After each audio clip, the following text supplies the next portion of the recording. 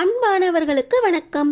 நம்ம ஒன்றா இருக்க கற்றுக்கணும் சீரியலில் முருகன் எந்த அளவுக்கு நல்லவராக இருக்காரோ சண்முகம் அந்த அளவுக்கு மோசமானவராக இருக்காரு. கந்தசாமியோட லக்ஷ்மி மெஸ் கனவு நிறைவேறதுக்கு முருகன் அடித்தளம் போட்டுட்டாரு. ஆனால் இந்த லக்ஷ்மி மெஸ் கனவை அழிக்கிறதுக்கு சண்முகம் அப்பாவுக்கு புள்ள எதிரியா மாறிக்கிட்டு இருக்காரு. முருகன் அப்பாவுக்கு பிள்ளையா நடந்துக்க, சண்முகம் எதிரியா நடந்துக்க லக்ஷ்மி மெஸ் கனவு எப்படி நிறைவேற போகுது, இந்திரா இதுக்கு எப்படி உதவி செய்ய போகிறாங்க தெரிஞ்சுக்கிறதுக்கு முன்னாடி இந்த வீடியோக்கு ஒரு லைக் போட்டுக்கோங்க. ஸோ பார்த்தீங்கன்னா, டேய் முருகா போய் மளிகை சாமான்லாம் வாங்கிட்டு வா, நேரம் ஆகுதுல, மத்தியான சாப்பாட்டுக்கு ரெடி பண்ணணும் அப்படின்னு சொல்லி கந்தசாமி முருகனை மளிகை கடைக்கும் காய்கறி கடைக்கும் அனுப்பிச்சி வைக்கிறாரு. இந்த நேரத்தில் முருகன் காய்கறி கடைக்கு ஃபோன் பேசிக்கிட்டே வண்டியில் வரும்போது எதிர்த்தாப்பில் டெலிவரி பண்ணுறதுக்காக ஃபோன் பேசிக்கிட்டே வந்த இந்திரா கூட நேருக்கு நேர் மோதிடுறாங்க. 2 பேர் வண்டியும் கீழே விழுதுன்னு பார்த்தா இந்திரா கீழே விழுந்து கிடக்காங்க.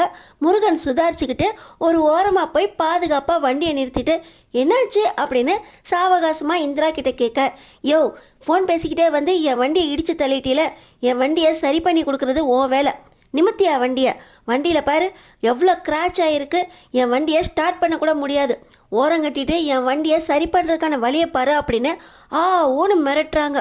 முருகனும் பயந்து போயிடுறாரு. எங்கே போலீஸ் ஸ்டேஷனுக்கு அதுக்கும் இந்த பொண்ணு போயிடுச்சுன்னா அப்பா நம்மளை நிற்க வச்சு நடு வீட்டில் குச்சியால் அடிப்பாரே, ஐயோ இந்த பிரச்சனையே வேண்டாம், எனக்கு ஒரு ஃப்ரெண்டு இருக்காம்மா, நான் அவன்கிட்ட சொல்லி உன் வண்டியை சரி பண்ணி கொடுத்துட்றேன் அப்படின்னு சொல்ல, உன் ஃபோன் நம்பரை குடியா அப்படின்னு முருகனோட ஃபோன் நம்பர் வாங்கி, உன் பேரெல்லாம் எனக்கு வேண்டாம், நான் ஆக்சிடென்ட்டுன்னு உன் பேரை சேவ் பண்ணிக்கிறேன் அப்படின்னு நம்பரை ஆக்சிடென்ட்டுன்னு சேவ் பண்ணிக்கிறாங்க இந்திரா. இப்போ இந்த டெலிவரியெல்லாம் நான் பண்ணி ஆகணும், ஒழுங்காக உன்னை என் வண்டியில் ஏற்றிட்டு போ அப்படின்னு சொல்லி வண்டி சாவியை பிடுங்கி வச்ச இந்திரா இப்போ தான் வண்டி சாவியை முருகன்கிட்ட கொடுக்குறாங்க. மூட்டையோட மூட்டையாக இந்திராவையும் பின்னாடி உட்கார வச்சுக்கிட்டு, உங்ககிட்டலாம் எப்படி நடந்துக்கிறதுனே தெரியல அப்படின்னு ரொம்ப கோவத்தோட இந்திராவோட டெலிவரி வீட்டுக்கு முருகன் தான் ஏற்றிட்டு போகிறாரு. போய் பார்த்தீங்கன்னா அங்கே, என்னம்மா 1.5 மணி நேரம் கழித்து வர, நான் ஆன்லைனில் டெலிவரி வாங்கினதே இல்லையா, எல்லா பர்ச்சேஸுமே ஆன்லைன் தான் வாங்கிக்கிட்டு இருக்கேன், உனக்கு 1 ஸ்டார் போடுறேன் பாரு அப்படின்னு சொல்லி அந்த வீட்டுக்காரமாக திட்டி அந்த டெலிவரி பார்சலை வாங்கிக்கிட்டு போய் கதவை திறந்தா சாவி இல்லை. ஐயோ உங்ககிட்ட பேசின அவசரத்தில் டெலிவரி வராதுங்கிற நினப்பில் மார்க்கெட்டுக்கு போயிட்டேன், ப்ரெஸ்ஸிங் பூட்டுங்கிறதுனால பூட்டை அப்படியே பூட்டி வச்சுட்டு போயிட்டேன், இப்போ சாவி வீட்டுக்குள்ளே இருக்குது, எனக்கு ஏதாவது ஹெல்ப் பண்ணு அப்படின்னு அந்த வீட்டுக்காரம்மா இந்திரா கிட்ட கேட்குறாங்க. நான் உங்களுக்கு ஹெல்ப் பண்ணுறேன், ஆனால் நீங்கள் எனக்கு 5 ஸ்டார் போடுவீங்களா அப்படின்னு இந்திரா அந்த வீட்டுக்காரம்மா கிட்ட கேட்க, சரி போடுறேன், முதல்ல பூட்டை திறந்து பாரு அப்படின்னு சொல்ல, உங்ககிட்ட டூப்ளிகேட் சாவி இருக்கான்னு கேட்குறாங்க. அது இருந்தால் நான் ஏமா உங்ககிட்ட ஹெல்ப் கேட்க போகிறேன் அப்படின்னு அந்த அம்மா சொல்ல, இவங்க ஹேர்பின் எடுத்து குழையிறாங்க, கல் எடுத்து உடச்சி பார்க்குறாங்க. அந்த பூட்டு ஓப்பனே ஆக மாட்டேங்குது. இந்த நேரத்தில் சாமி ஊர்வலம் பட்டாசு வெடி சத்தத்தோட பயங்கரமாக அமர்க்களமாக வந்துக்கிட்டு இருக்கு. அந்த பட்டாசோட தூள் இருக்கும் பார்த்தீங்களா, கந்தகத்தூள், அதை தூக்கிட்டு வந்து பூட்டுக்குள்ளே போட்டு அந்த பூசாரிக்கிட்ட இருந்தே கொஞ்சம் தீப்பெட்டி வாங்கிட்டு வந்து அதையும் பற்ற வச்சா அந்த பூட்டு லோக்கு ஓப்பன் ஆயிடுது. அம்மாடி இந்த பொண்ணு சரியான ஜில்லாலங்கடியாக இருக்கும் போலையா அப்படின்னு முருகன் எல்லாத்தையும் பார்த்துக்கிட்டு இருந்தவர் அந்த பொண்ணை பார்த்து கொஞ்சம் மிரண்டு தான் போகிறாரு. இப்போ அந்த இந்திராவும், என் வண்டியை சாயந்தரத்துக்குள்ளே டெலிவரி கொடுக்கணும், சரி பண்ணி கொடுத்துரு, நான் உன் நம்பருக்கு ஃபோன் பண்ணுவேன் அப்படின்னு மிரட்டிட்டு இப்போ முருகனை பற்றி நல்ல அபிப்பிராயத்தோட அடுத்த டெலிவரிக்கு கிளம்புறாங்க.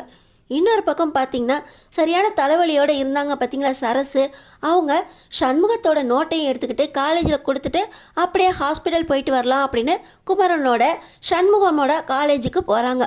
அவர் இன்ஜினியரிங் படிச்சுக்கிட்டு இருக்காராம். அங்கே போனவர் ட்ரெஸ் எல்லாம் மாற்றிட்டே போயிருக்கலாம், பாரு காலேஜுக்கு வந்திருக்கேன், இப்படி வந்திருக்கேனே, அவன் காலைல சாப்பிடலன்னு வேறு அம்மா சொன்னாங்க, காசு இருக்கா அப்படின்னு சொல்லி சரசுக்கிட்ட பேசிக்கிட்டே சண்முகம் வந்தோடனே பேச போகிறாங்க. ஆனால் சண்முகம் அவர் ஃப்ரெண்ட்ஸ் கேங்கோடு வர்றவர், இவங்க என்ன இப்படி வந்து நிற்கிறாங்க, வீட்டிலேருந்து ஆள் வந்திருக்குன்னு வேறு சொன்னாங்க, இவங்க முன்னாடி வீட்டாட்களை காட்ட முடியாதே, டேய் இங்கே இருங்கடா, நான் போய் யாருன்னு பார்த்துட்டு வரேன் அப்படின்னு சண்முகம் ரொம்ப திம்முறா நேராக இப்போ குமரன் கிட்ட வராரு. குமரன், டேய் இந்த நோட்டை வச்சுட்டு போயிட்டியாமே, உங்கள் அண்ணி தான் இப்போ எடுத்துகிட்டு வந்தா, ஆமாண்ணே ரெக்கார்ட் நோட்டு இன்றைக்கே கொடுக்கணும், கரெக்டாக எடுத்துகிட்டு வந்துட்டீங்க, ரொம்ப தேங்க்ஸ்ண்ணே அப்படின்னு சொல்லிட்டு இவங்க ஃப்ரெண்ட்ஸ் கூட போயிடுறாரு. நீ சீக்கிரம் கிளம்பு அப்படின்னு ஆர்டரும் போட்டு போகிறாரு. ஆனால் சாப்பிட்லையே, காசை கொடுக்கணும்னு நினச்சோம், மறந்துட்டேன் பார்த்தியா அப்படின்னு சொல்லி குமரனும் சரசுவும் மறுபடியும் அந்த காசை எடுத்துக்கிட்டு சண்முகத்தை பார்க்க போகிறாங்க. அதுக்குள்ளே, டேய் யாரடா இவங்க, உன் முக சாயலில் கொஞ்சம் கூட ஒட்டவே இல்லை அப்படின்னு சண்முகத்தோட ஃப்ரெண்டு கேட்க, இவங்க எங்கள் வீட்டோட வேலைக்காரங்கடா, அம்மா நான் நோட்டை மறந்துட்டேன்னு இவங்கள்ட்ட கொடுத்து விட்டுருக்காங்க அப்படின்னு சொல்கிறாங்க. இதை பின்னாடி இருந்து சரசுவும் குமரனும் கேட்டுடுறாங்க. என்னங்க உங்கள் தம்பி இப்படி பேசிக்கிட்டு இருக்காரு, உங்களுக்கு கோவம் வரலையா, நான் போய் என்னன்னு கேட்டு வரேன் அப்படின்னு சரசுவுக்கு கோவம் வருது. இன்னொரு பக்கம் சண்முகம், இவங்கெல்லாம் லோக்கல்டா, எங்கள் வீட்டு ஆட்கள்னு கேட்குறீங்க, இவங்க வீட்டு வேலைக்காரங்க தானே, இவங்கள போய் என்னோட பேசுகிறீங்க அப்படின்னு மறுபடியும் இவர் திமிராவே பேசிக்கிட்டு இருக்க குமரனுக்கு கண்ணே கலங்கிடுது. என் புருஷனை ஏதாவது சொன்னால் நான் விட மாட்டேன், இவனை என்ன பண்ணுறேன் பாருங்க அப்படின்னு சொல்லி சரசு போக குமரன் சரசுவை இழுத்துக்கிட்டு, வாடி நான் இப்படி தானே வந்திருக்கேன், அதனால தான் அவன் அப்படி சொல்லிட்டான் அப்படின்னு அவரும் கலங்கிக்கிட்டே சரசுக்கு ஆறுதல் சொல்ல, அங்கே இருக்க வாட்ச்மேன் இங்கே நின்று சண்டையெல்லாம் போடக்கூடாது, கிளம்புங்க அப்படின்னு சரசுவையும் குமரனையும் கிளம்ப சொல்கிறாங்க. இப்போ சரசு, நான் அவன் வீட்டுக்கு வரட்டும் அப்புறம் பார்த்துக்கிறேன், இவனுக்கு இவ்வளோ பேச்சாகி போச்சா, என்ன திமிரா பேசுகிறான் அப்படின்னு ரொம்ப கோவத்தோட இப்போ குமரனோட ஹாஸ்பிட்டலுக்கு கிளம்புறாங்க. இப்போ அடுத்து என்ன நடக்க போகுதுன்னு பார்த்தீங்கன்னா, நம்ம முருகன் கேட்ரிங் ஆர்டர் கேட்டிருந்தார் பார்த்தீங்களா, அவருக்கு அந்த மண்டபத்தோட ஓனர் கால் பண்ணுறாரு. முருகா, கேட்ரிங் ஆர்டர் கேட்டிருந்தீங்களப்பா, நாளைக்கு ஒரு காது குத்து ஃபங்க்ஷன் இருக்குது, ஒரு 150 பேருக்கு சமைக்கணும், ஆர்டர் எடுத்துக்கிறியா அப்படின்னு கேட்க, சந்தோஷமாக எடுத்துக்கிறேனே அப்படின்னு முருகனும் கேட்ரிங் ஆர்டர் கொடுத்துக்கிறாரு.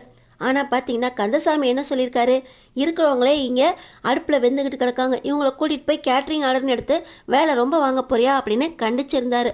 ஆனால் முருகன் தன்னோட நிலைப்பாட்டில் உறுதியாக இருக்கார். முருகன் சந்தோஷமாக ஃபோன் பேசுகிறத பார்த்த இந்த கார்த்தியும் குமரனும், என்னடா ஃபோனில் ரொம்ப சந்தோஷமாக பேசிக்கிட்டு இருந்தா அப்படின்னு கேட்க, நான் கேட்ரிங் ஆர்டர் எடுக்கணும் அப்படின்னு மண்டபம் ஓனர்கிட்ட சொல்லி வச்சுருந்தேன்ல, அங்கே ஒரு காது குத்து ஃபங்க்ஷன் இருக்கான், 150 பேருக்கு சமையல் செஞ்சு கொடுக்கணும்னு ஆர்டர் கொடுத்துருக்காருண்ணே அப்படின்னு முருகன் ரொம்ப சந்தோஷமாக சொல்ல, அந்த நேரத்தில் கந்தசாமி வந்துடுறாரு. வந்தவர், என்னடா 3 பேர் கதை அடிச்சிட்டு இருக்கீங்க வேலை நேரத்தில், போய் வேலையை பாருங்க அப்படின்னு சொல்ல, இப்போ குமரன் அவங்க அப்பா கிட்ட இந்த சந்தோஷமான செய்தியை சொல்கிறாரு. இப்படி முருகன் கேட்ரிங் ஆர்டர் கேட்டிருந்ததுனால காது குத்து ஃபங்க்ஷனுக்கு 150 பேருக்கு சமைக்கணும்னு சொல்லியிருக்காங்க, ரொம்ப சந்தோஷமாக இருக்குது, இப்படி மேலே மேலே முன்னேறி போகிறோம்ப்பா அப்படின்னு குமரன் அவங்க அப்பா கிட்ட சந்தோஷமாக எடுத்து சொல்ல, ஆனால் கந்தசாமிக்கு கொஞ்சம் சந்தேகமாக இருக்குது. இதையே நம்மளுக்கு பார்க்குறதுக்கு கஷ்டமாக இருக்குது, இந்த மெஸ்ஸை தாண்டி கேட்ரிங் ஆர்டர் எடுத்தால் அதை எடுத்து செய்ய முடியுமாடா, எதுக்குடா உனக்கு இந்த வேண்டாத வேலை அப்படின்னு சொல்ல, முருகன், இல்லைப்பா அடுத்தடுத்த ஸ்டெப்புக்கு போகணும், இந்த மாதிரி ஆர்டர் எடுத்தால் தான் நம்ம மேலே மேலே போய் பணம் சம்பாதிக்க முடியும், நீ உங்களோட கனவு லக்ஷ்மி மெஸ்ஸையும் உருவாக்க முடியும், லக்ஷ்மி மெஸ்ஸு கனவாகவே இருந்துடக்கூடாதுல்ல அப்படின்னு அவங்க அப்பாவுக்கு கந்தசாமிக்கு, முருகன் கண்டிப்பாக இந்த கேட்ரிங் ஆர்டரை நான் தனியாகவே எடுத்து செய்கிறேன், வேறு ஆளுங்களை கூட வச்சு செய்கிறேன், ஆனால் கேட்ரிங் ஆர்டர் நான் எடுத்து செய்ய தான் போகிறேன், இந்த ஒரு மெஸ்ஸை வச்சுக்கிட்டு இன்னொரு மெஸ் கட்டுறது கஷ்டம் அப்படின்னு புரிய வைக்கிறாரு. கந்தசாமியும் அதுதான், அவனே தனியாக எடுத்து செய்கிறேன்னு சொல்கிறானே, அது செஞ்ச நேரம் போக மெஸ்ஸிலையும் வேலை பார்க்குறேன்னு சொல்லியிருக்கான், சரி அவன் ஆர்டர் எடுத்து செய்யட்டும், அவனுக்குன்னு கையில் ஒரு தொழில் இருக்குமே அப்படின்னு யோசிக்கிறாரு. முருகனோட இந்த கேட்ரிங் ஆர்டர் எப்படி ஜெயிக்க போகுது, இந்த கேட்ரிங் ஆர்டர் மூலமாக கந்தசாமியோட லக்ஷ்மி மெஸ் கனவை எப்படி முருகன் நிறைவேற்ற போகிறாரு, இந்திராவுக்கும் முருகனுக்கும் எப்படி கல்யாணம் நடக்க போகுது, முதல்ல ஆரம்பித்த காதல் கல்யாணத்தில் முடியுமா, அடுத்தடுத்து என்ன நடக்க போகுது தெரிஞ்சுக்கிறதுக்கு நம்ம சேனலை சப்ஸ்கிரைப் பண்ணி தொடர்ந்து பாருங்கள்.